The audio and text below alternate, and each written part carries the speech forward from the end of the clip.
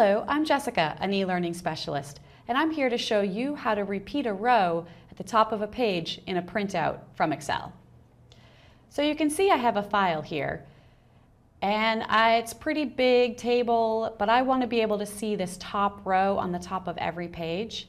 So if I go to Page Layout, Print Titles, now I can choose a row to repeat at the top, and I can actually just even highlight.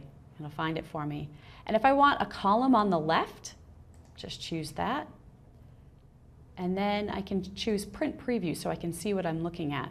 And here it is, first page, obviously column on the top, but I go to the second page, and there it is. There's that same row across the top, which is great.